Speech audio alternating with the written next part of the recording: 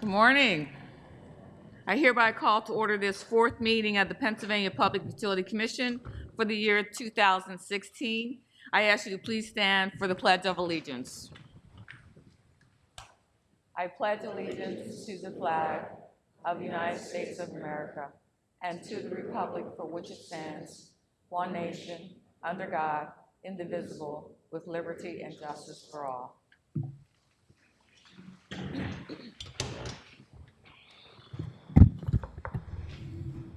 Good morning again. I think I got my lesson in terms of the gavel banging from Chief Judge Rainey last week. Worked pretty well. Thank you for that. First on the agenda for today is the approval of the February 11th minutes, and I will turn to Commissioner Powson. Thank you, Madam Chair. I have reviewed the minutes of the February 11th meeting of 2016, and I recommend they be approved as submitted here this morning. Second. Thank you. We have a motion by Commissioner Powson for approval of the February 11th minutes and a second by Commissioner Coleman. Any discussion? If none, all those in favor say aye. Aye. Any opposed? The motion passes 5-0. At this time, I would recognize, not recommend, but recognize Cheryl Walker Davis to lead us through our agenda. Thank you, Madam Chairman. Good morning, and good morning, Commissioners. Good morning. Morning. May it please this honorable commission, on behalf of your various offices and bureaus, we present for your consideration and disposition the following agenda items. Commencing this morning with matters on behalf of the Bureau of Audits, it is recommended that the commission adopt the recommendations appearing on page 1 to release the audit reports pertaining to the Citizens Electric Company of Lewisburg and Wellsburg Electric Company. Do I have a motion to adopt the staff recommendation? So moved. Do I have a second? Second. I have a motion by Commissioner Whitmer, second by Commissioner Powson. Any discussion? If none, all those in favor say aye. Aye. Any opposed? Motion passes 5-0. Turning now to matters presented on behalf of the Office of Special Assistance, it is recommended that the Commission adopt the recommendations on page 2 in the proceedings involving Jesus Campos versus Philadelphia Gas Works and Ann Castaneda versus PPL Electric Utilities Corporation. Do I have a motion to accept or adopt the staff recommendation? So moved. Do I have a second? Second. Motion by Vice Chairman Place, second by Commissioner Coleman. Any discussion? All those in favor say aye. Aye. Any opposed? Motion passes 5-0. With regard to the complaint filed by the Commission's Bureau of Investigation and Enforcement versus Raymond P. Sutherland, appearing at the top of page 3, there is a joint motion of Vice Chairman Place and Commissioner Whitmer. Do I have a motion to call up the staff recommendation for consideration? So moved. Do I have a second? Second. Motion by Commissioner Powson, second by Commissioner Coleman, and under discussion, I will call upon Vice Chairman Place for the joint motion. Thank you, Chairman. I'd like a statement entered into the record as if I'd read it in its entirety. Before the Commission is the Bureau of Investigation and Enforcement's petition for reconsideration of our August 20, 2015 opinion and order in this matter.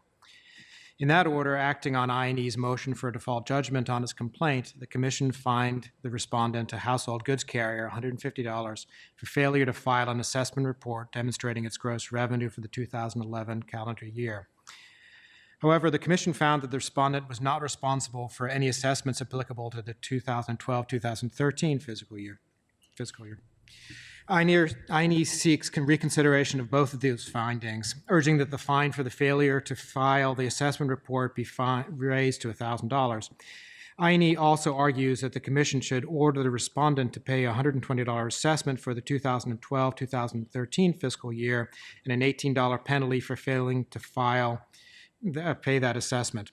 While we agree that the Public Utility Code requires the respondent to pay the assessment and penalty for failure to pay the assessment, we do not agree that the $150 penalty for failure to file its assessment report should be increased to $1,000. The Commission has a discretion to grant a petition for reconsideration where there are new or novel arguments not previously heard or other considerations which have been overlooked. I&E argues that our August 2015 order did not adequately consider past Commission decisions in similar situations pursuant to the Commission's policy statement on factors and standards to be considered by the Commission regarding penalties for violations of the Public Utility Code. To the contrary, the Commission, in establishing the $150 fine, made specific findings in its consideration of those factors. Thus, the petition for reconsideration relating to the fine for the failure to file its assessment report should be denied because the petition fails to provide new or novel arguments or other considerations overlooked by the Commission. Therefore, we move that the petition for reconsideration of the Bureau of Investigation and Enforcement is granted in part and denied in part consistent with this motion. The August 2015 order is modified consistent with this motion. The Office of Special Assistants prepare an opinion and order consistent with this motion. Thank you. Thank you, Vice Chairman Place. Do I have a second to the motion?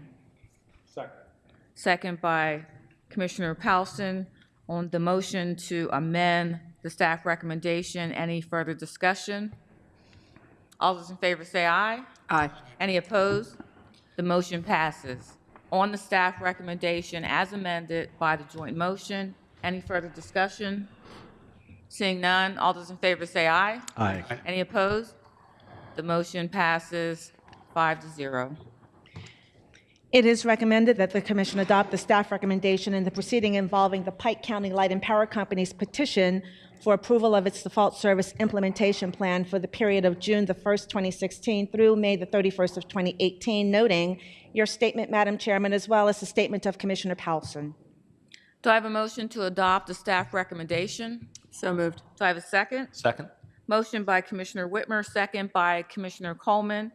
Any under discussion? I will recognize Commissioner Powelson for his statement. Thank you, Madam Chairman. Before the Commission here this morning for consideration and disposition is the Pike County Light and Power Company's petition for approval of its default service plan. This petition seeks Commission approval of a program that is intended to secure default service for Pike County customers for the June 1st, 2016 time period all the way up to May 31st of calendar year 2018. In its petition, Pike seeks to continue to provide default service to its customers at spot market prices as it currently does. The Public Utility Code requires that default service providers acquire electric energy through a prudent mix of spot market purchases, short-term contracts, and long-term purchase contracts. When evaluating a default service plan, the Commission must consider the prudency, including each type of procurement method in the mix. As we know, the Commonwealth Court previously affirmed the Commission's approval of Pike's spot market procurement strategy approach for its default service customers as consistent with the Public Utility Code. The Court found that the Commission's approval of Pike's procurement of electric power for its default service customers solely through spot market purchases complied with the Public Utility Code prudent mix standard because the Commission properly considered the possibilities of including short-term contracts and determined that to do so would not be prudent. Accordingly, the Court held that the Commission's approval of Pike's procurement of electric power for its default service customers solely through spot market price purchases was within its discretion and supported by substantial evidence. In the instance of this matter regarding Pike's 2016-2018 default service plan before us here this morning, the Office of Consumer Advocate proposed that Pike incorporated 1 megawatt on-peak hedge for each year of its default service plans for residential customers. And I take an opportunity just to maybe pick up on what OCA had advocated here. If that's the case, then maybe we should empower our Bureau of Audits to start going out in the field and start auditing default service procurements and look at the hedge strategies and make sure, as my rank and file constituents back where I live always ask me this question of how the utility doesn't make any money buying default supply, is that we go back maybe and potentially audit some of those contracts that are already on the books. As in the Popowski case, both the administrative law judge and his recommended decision noted that that short-term hedging contracts could be detrimental to the overall, in this matter, just as in the Popowski matter, there is substantial evidence to support our position here this morning. Additionally, because of past market behavior is not necessarily predictive of future market behavior, and I should note, if we ever figured that out, all 5 of us would be in a different career path right now. I do not believe that including historical data related to either price volatility or costs associated with risk premiums for hedges limits the ability of this commission to analyze whether spot market purchases such as those proposed by Pike are in the public interest. Thank you, Madam Chair. Thank you, Commissioner Powelson. I too have a statement that I would like to place on the record in its entirety. Want to highlight some of the important areas that I want to bring to your attention concerning my vote on this matter. It is true that the court has made its decision back in 2013, and I definitely deferred to the court's interpretation of that. But in looking at the opinion, I looked at many things. So based on the majority opinion in Popowski, it is clear that the commission has the discretion to determine that only one of the enumerated procurement methods may be used to satisfy the Act 129 prudent mix standard when, in the commission's technical judgment, prudence precludes a combination of more than one method. It is important to note, however, that when exercising this discretion, that the determination to require only one procurement method must be supported by substantial evidence showing that prudence precludes a combination of one or more of the enumerated methods. This opinion does not grant the commission carte blanche discretion to approve default service supply plans procuring power through a single method for any and all default service suppliers unless the substantial evidence of record demonstrates that it would be prudent to do so.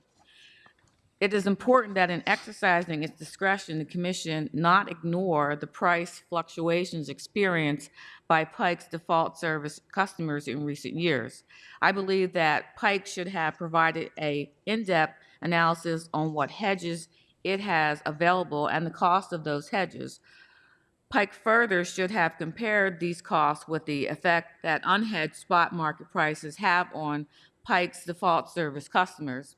There are times when the risk premium embedded in the cost of the hedge is in the public interest.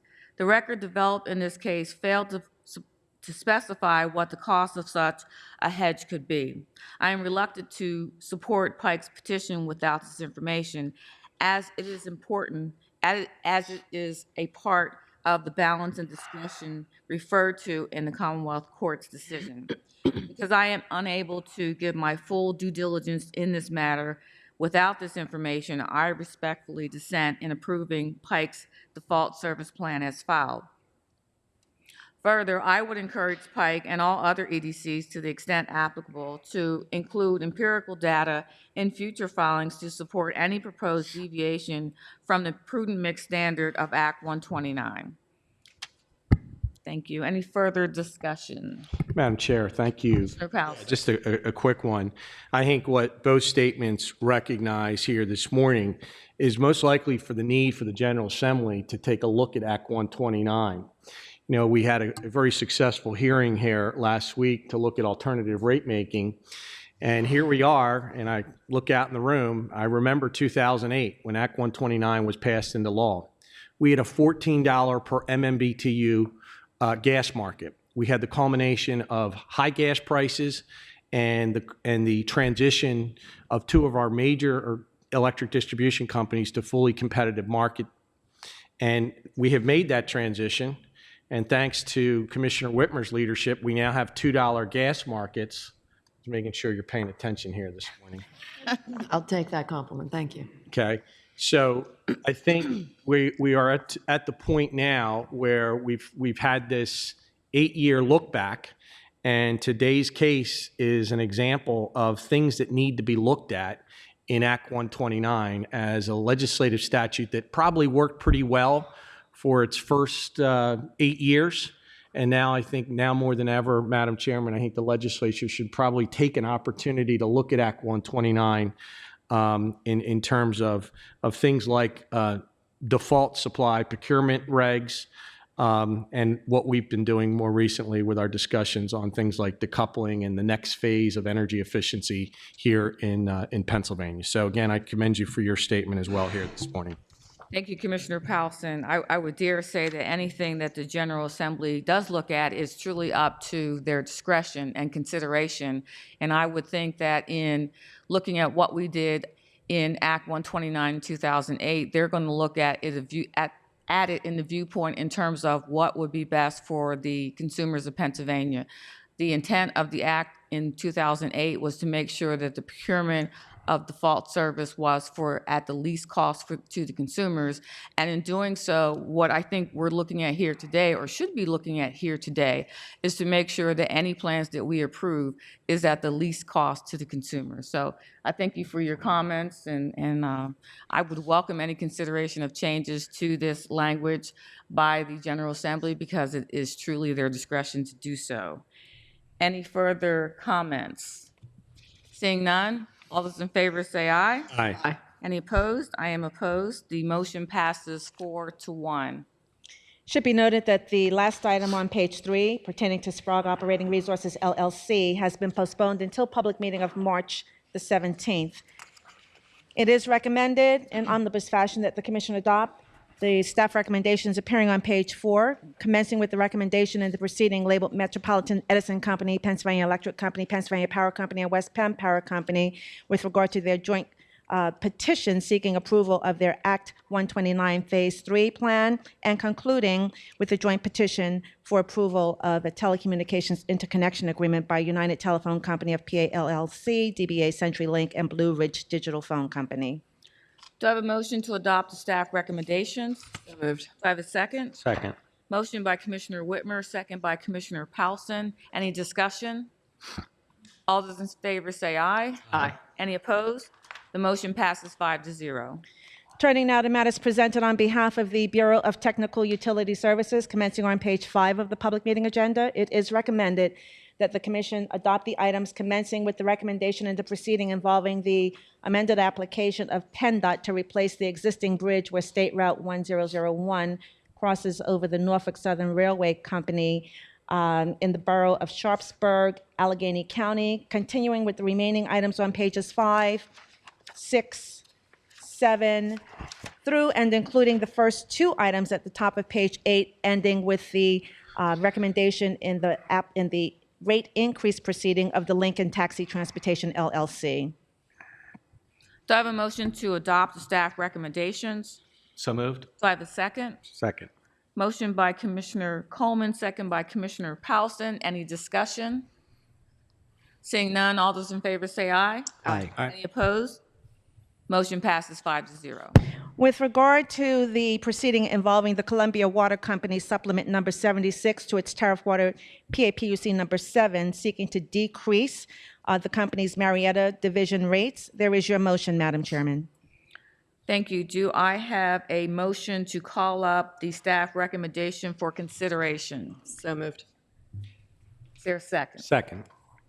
Motion by Commissioner Powelson, Commissioner Whitmer, second by Commissioner Powelson. At this point, I will turn it over to Vice Chairman Place to preside. Thank you, Chairman. I'd like to recognize Chairman Brown for the purposes of her motion. Chairman Brown. Thank you. Before the commission is a tariff supplement filed by Columbia Water seeking to decrease its Marietta Division rates for each volumetric block and for the public and private fire protection by eliminating the PennVest surcharge associated with each. The reason for the elimination of the surcharge is the retirement of the debt approved for the surcharge. On March 9, 2016, the Office of Consumer Advocate filed a formal complaint. As relief, the OCA requests that the commission take the following action. Allow the proposed tariff supplement to go into effect on March 11, 2016. Investigate the operation of the proposed tariff supplement and whether the rate reduction should have been implemented earlier. Consolidate all complaints filed against the proposed decrease. Hold full evidentiary hearings examining the reasonableness of the Marietta Division's current rates and its proposed decrease in rates. Deny any charges or changes contained in the proposal which cannot be fully justified by the company or which otherwise are contrary to the Public Utility Code, sound rate-making principles, and public policy. And finally, grant such other relief that the commission may deem to be necessary and proper. I believe it is in the public interest to refer OCA's complaint to the Office of Administrative Law Judge for appropriate action. Such action will not delay the tariff supplement from going into effect, subject to reconciliation. Therefore, I move that the matter be referred to the Office of Administrative Law Judge for appropriate action, that the proposed tariff supplement be permitted to become effective on March 11, 2016, subject to reconciliation, and that the Office of Special Assistance prepare an opinion and order consistent with this motion. Is there a second on the motion? Second. Seconded by Commissioner Powelson. Any discussion? Seeing none, all those in favor signify by saying aye. Aye. Any opposed? Motion carries 5-0. Madam Chairman? And on the matter as amended by the motion, any further discussion? If not, does anyone have a problem with taking the previous roll call? Seeing none, the motion passes 5-0. Continuing with the presentation of agenda items, it is recommended that the commission adopt the staff recommendation at the bottom of page 8 in the proceeding involving the West Penn Power Company letter of notification for approval of the North Fayette Smith 138 kV transmission line extension, as well as the two items appearing on page 9 through and including the application of Mirabito Holdings, Inc., DBA Mirabito Energy Products. And Commissioner Whitmer, I hope I pronounced that correctly. So we have a motion to adopt the staff recommendations. So moved.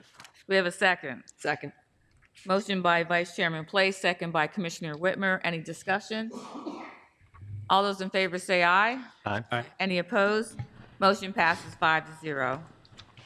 Turning now to matters presented on behalf of the Law Bureau. With regard to the first item appearing at the top of page 10 pertaining to, it is recommended that the commission adopt the staff recommendation in the proceeding involving PennDOT's petition to refer this particular proceeding to the Court of Common Pleas of Washington County for a determination of the compensation that PennDOT owes to CSX for certain condemned property, noting the statement of Commissioner Whitmer. Do I have a motion to adopt the staff recommendation? So moved. Do I have a Second. motion by Commissioner Whitmer, second by Commissioner Powelson? For discussion, I will recognize Commissioner Whitmer. Thank you, Madam Chair. I'd like my conflict statement entered into the record as if read in its entirety. Prior to being temporarily assigned to Team Whitmer, Colin Scott was the Law Bureau's Assistant Counsel assigned to this proceeding. Therefore, to avoid any appearance of impropriety, Mr. Scott has not advised me in any way regarding this case. Thank you. Thank you, Commissioner Whitmer. If no further discussion, seeing none, all those in favor say aye. Aye. Any opposed? Motion passes 5-0. And it is recommended that the commission adopt the staff recommendation in the proceeding involving New Star Inc.'s petition seeking approval of its plan for the 717 numbering plan area. So I have a motion to adopt staff recommendation. So moved. Second. Second. Motion by Commissioner Whitmer, second by Commissioner Coleman. Any discussion? Seeing none, all those in favor say aye. Aye. Aye. Any opposed? Motion passes 5-0. Turning now to the matter presented on behalf of the Office of Administrative Law Judge, it is recommended that the commission adopt ALJ Buckley's recommended decision with regard to the joint petition for full settlement of rate proceeding in the rate proceeding of Appalachian Utilities, Inc. Do I have a motion to adopt the staff recommendation? So moved. Do I have a second? Second. Motion by Commissioner Powelson, second by Commissioner Whitmer. Any discussion? All those in favor say aye. Aye. Any opposed? Motion passes 5-0. Madam Chairman and Commissioners, that concludes the presentation of regular agenda items. Turning now to the carrying agenda. On behalf of the Bureau of Technical Utility Services, it is recommended that the Commission adopt the recommendation with regard to the Peoples Natural Gas Company, LLC, second revised long-term infrastructure improvement plan for its Peoples and Equitable divisions. Do I have a motion to adopt the staff recommendation? So moved. Do I have a second? Second. Motion by Vice Chairman Place, second by Commissioner Coleman. Any discussion? Seeing none, all those in favor say aye. Aye. Any opposed? The motion passes 5-0. Madam Chairman and Commissioners, that does conclude the presentation of agenda items. Thank you. At this time, I would like, before we close out, I would like to recognize Commissioner Powson for some comments on a leak week happening next week. Well done, Chairman. That's a tongue twister. Well, every year, ladies and gentlemen, in the third week of March, the U.S. EPA promotes Fix a Leak Week. You have to say that very slowly. Fix a Leak Week. To remind people to check their household plumbing fixtures and irrigation systems for leaks. And as I can tell you, as someone who did not properly winterize an outdoor faucet once, I rendered myself about $20,000 in property and casualty leakage in my basement. So I remind everybody how critically important it is to look at your irrigation systems. Now, nationwide, there's more than 1 trillion gallons of water that leak from U.S. homes each year. Common leaks found at homes include running toilets due to worn flappers, dripping faucets, and leaking shower heads. All of these leaks are easily and correctable and can save homeowners about 10% on their water bills. And this is obviously something very consistent with what we as a commission have promoted through energy audits. This extra step of now kind of having a water usage audit is also important. In light of Fix a Leak Week, the Pennsylvania PUC would like to remind consumers that finding and fixing a household leak can save a lot of water and reduce your monthly bill. A little leak really does not make a big difference. So we hope that everyone goes home today and checks your pipes and drips in their bathrooms and kitchens and yards. And for more information on the Fix a Leak Week, we encourage you to go to www.epa.gov/watersense. Madam Chairman, thank you. Thank you very much. That's definitely a tongue twister. So if there's nothing else to come before the commission, the meeting is adjourned.